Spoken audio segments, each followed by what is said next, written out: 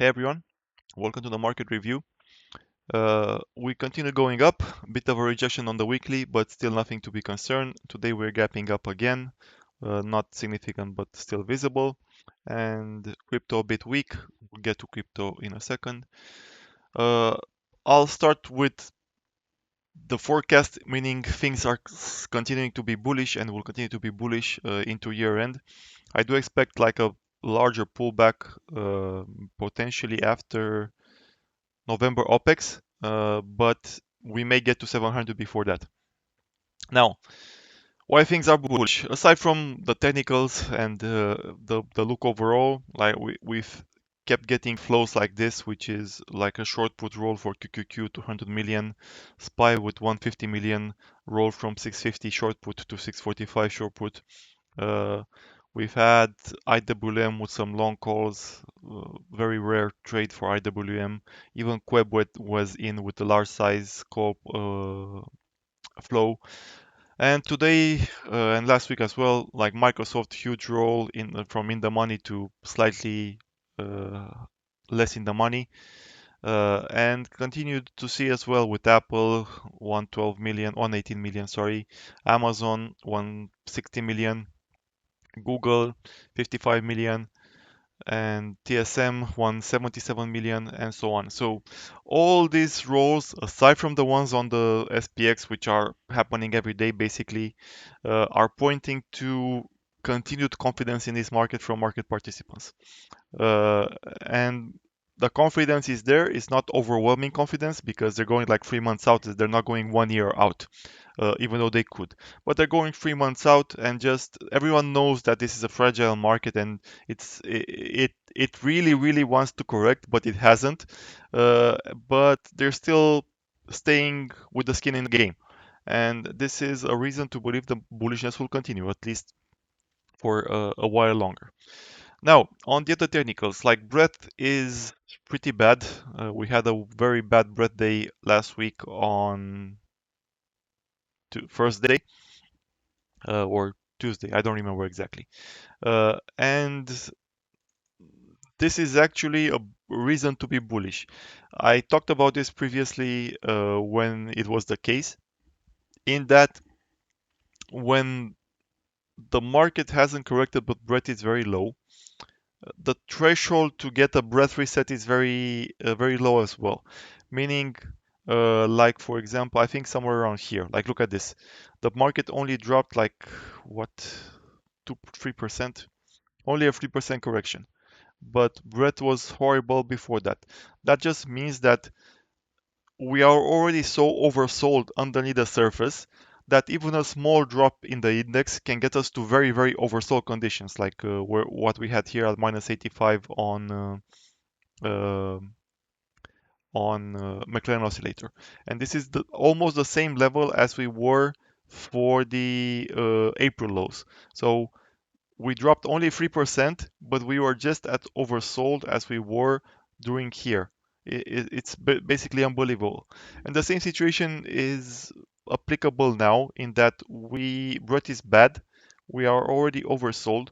That even a small drop in the index, which will probably make like minus 10% across the board on your average name, and I don't know, minus 3, 4 on mega caps, is enough to get us to super super oversold, and that translates to a behavior similar to what is drawn here, although not time accurate. Let me actually switch to normal mode and go back to SPY.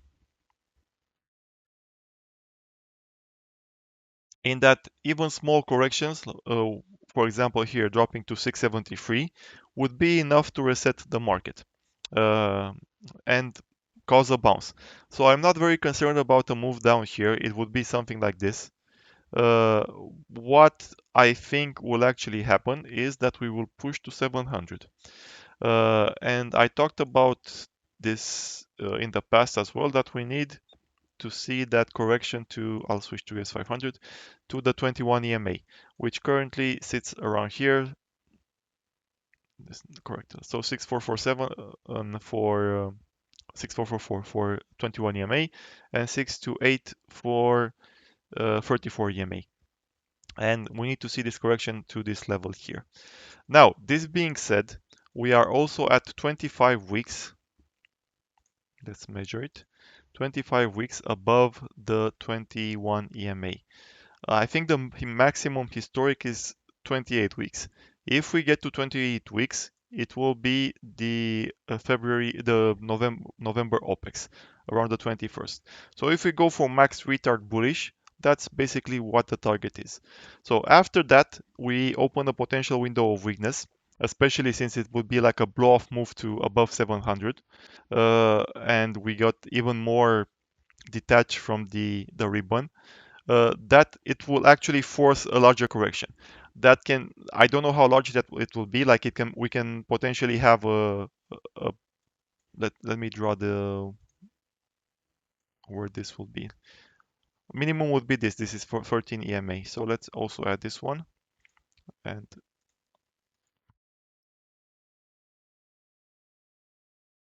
somewhere around here. And let's switch to daily. Oh yeah, I get it now. Okay, so it's probably going to be around here. So minimum, if we go to 700 before that, is going to be a 55 EMA reconnect. So most likely something like this. I don't think we go down actually this week. I think we just continue going up and up and up. So basically this, and when we get to 700 area, we will do a correction to around this area. So let's say this one goes like this, maybe a bit higher, like this. So this is the baseline, the minimum that can happen. But because we will push, we have the potential to push lower, this will be the target. Again, since the moving averages are moving targets, most likely by the time, if we pass another 3 weeks, this current level for the 21 weekly EMA will go higher. And I think it will overlap with the lows of the candle from the October scare. And that would be the target. And then the market has corrected. We have room to go back up again. I expect that we will push up and retest the highs by year end. So either this or we go lower to actually retest the 21 EMA and we go higher. But the market should continue to be going sideways in this area. Basically, we are setting the range that will top out the market. And we are seeing signs that we saw in 2021 at the top in 2021. In that the generals are failing again. We have some overperformers like Nvidia, we have Google, we have Amazon, but we also have on the other side Netflix who uh, failed, Meta who's failing and failed. We have Microsoft kind of failing, not sure about it, like it that was pre-earnings, but it didn't really hold the earnings. And if this continues to go lower, is a very negative sign for Microsoft. And just like in 2021, the generals started failing sooner. 2021. So even Microsoft topped out in November. Netflix topped out sooner, I think. No, still November. Well, I think most of them topped out in November. Even Nvidia. Nvidia is here, so November 22nd, and so on. Even crypto topped out in November. BTC, and this was the top, November 7th. So we're seeing that some generals fail. It doesn't mean that they cannot recover. Like let's look at the top here, and it wasn't a catastrophic drop initially, just a drop and failure to be strong again, basically. So we're not looking at breakdowns. We're looking at failures to perform, not suicide watch. So that's kind of what we're looking for. When suicide watch comes, we will start a bear market again. When this type of drop happens from earnings from a mega cap. But for now, we're just gonna have some outperformance, like when we had Apple, for example, in 2021, uh, went until the end, until January, topped out here in January, and even almost retested it in August and in March and so on. It was very strong. Tesla topped out in November as well, but at the beginning of November. So yeah, we're seeing the same type of behavior, seeing the generals fail, but just like the market didn't go down, even though, so This is November. This is when basically many of the mega cap names stopped out. You see that the market just corrected, uh, became kind of swingy, but we still went higher until year end. I expect the same kind of thing had to happen here. So the market will be a lot more resilient than individual names. We're going to have dispersion. We're going to have very a swingy market. Swinging also meaning to the upside. It's even if it goes up, it's still wingy, and so on. Now going to crypto. Uh, this is giving like slow train wreck vibes. It it's so trying to break down and do like a capitulation move, and just so you can be bullish again, but it's just holding out at the last second, like we have here with ATH. It it's wants so bad it to break down, but it just hasn't. And this is kind of frustrating. It's on a deadline. Like if it hasn't capitulated within a week or so, most likely it will try to go back up again, but it can still like go sideways, do this, like get tighter and tighter and tighter before the eventual capitulation and when it goes down. But this tightness again can go both ways. Maybe if it doesn't, if it tries to capitulate and recovers again, like does a fake out, most likely it will break out and move higher. And same for BTC. Like it's trying to break down, but it hasn't, and it's going running against the clock. Like it has to resolve and realize sooner rather than later. The longer it delays, the more likely it is that it goes up instead of going down. Uh, and of course, the market seems to have a kind of detached, like the market went higher and BTC didn't go higher. Uh, so I don't think even if we get like a breakdown that maybe it takes us below 100k for BTC, it's more like a buying opportunity for the double top kind of approach we had here. Uh, I don't think it's ready for the full breakdown to go. I don't know, to 70k or something. I think this is a buying opportunity and for another rally into year end, but we shall see. Yeah, this is kind of the setup. Nothing really feels relevant. TLT kind of topping out, yields moving higher, but nothing really spectacular. Maybe we get a breakout in the 2 year. It depends what will happen next with inflation and so on. We shall see. But yeah, I think the market will continue to be bullish. On the economic side, I think the shutdown will affect things and we will get sort of negative prints for the next 2 to 3 months. And this will be like bullish fuel for the market. And like bad news is good news now because bad news uh, forces the Fed to cut. And we sort of had a tantrum when for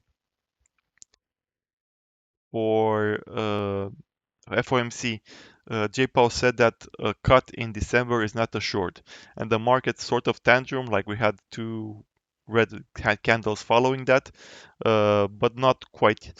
If any economic data basically enforces the belief that the Fed will cut in December, and most likely they will do, the market will like that. So we have fuel for the rally to continue. It's just that when we get to November OPEX, being at 25 weeks of continued bullishness, being with negative breadth and so on and so on, things are likely going to be shortable. We're starting to get like divergence in breadth as well, like you see here, similar to what we have here to what we had towards the end of the bull market in 2021 as well. So this is starting to point to the correction getting closer, but it will not come all at once. Most likely, topping will be a process, very similar to 2021, and it's gonna take a while until we get the big push down. More likely after February or beginning in February, this is the window of opportunity. But for now, kind of every attempt to push lower, it's a buying opportunity. A push to the 55 EMA on the daily is likely around November OPEX, with the potential to go to the 21 EMA full correction at 650 basically. But yeah, we shall see as we get there. We still have time. I'll reassess every week and keep you guys informed. Have a good one. Bye bye.